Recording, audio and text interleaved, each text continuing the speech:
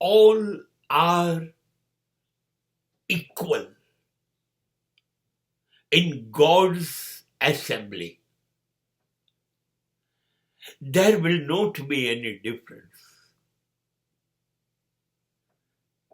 You can create.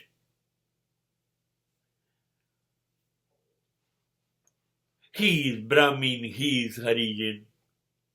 He is rich, he is poor. He is a smart, intelligent, and he is a foolish.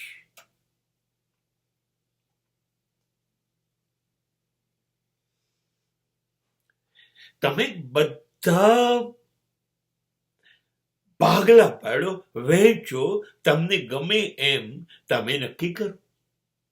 આ ધનવાન, આ ગરીબ, આ સજ્જન, આ દુર્જન, આ બુદ્ધિશાળી, આ બેવકૂફ.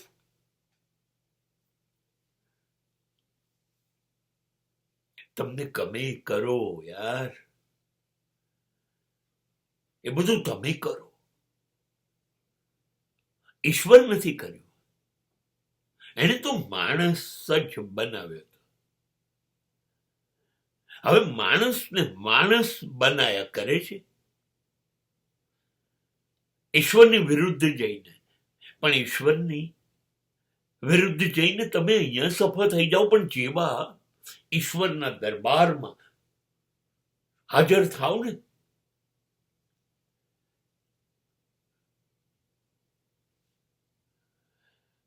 તો ત્યાં પ્રેસિડેન્ટ અને પ્યુન બોથ આર ઇક્વલ.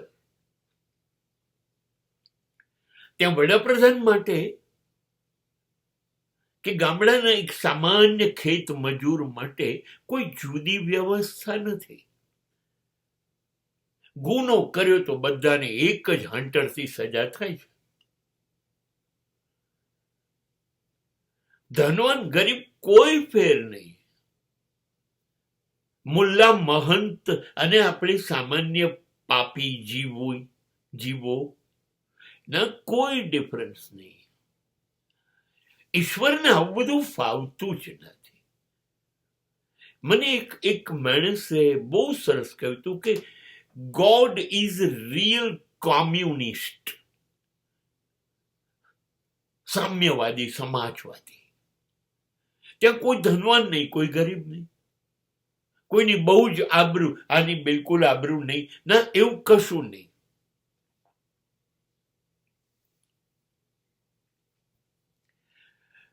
ઈશ્વરને ત્યાં કોઈ ખાસ પ્રતિષ્ઠા નથી. તમને ખાસ કોઈ સગવડ નહીં મળે. તમારા નીચે ગમે તેટલા હોદ્દા હોય. હું રાષ્ટ્રપતિ છું, હું વડાપ્રધાન છું, લાઈનમાં બેસ. કશું જ ત્યાં ચાલતું નથી.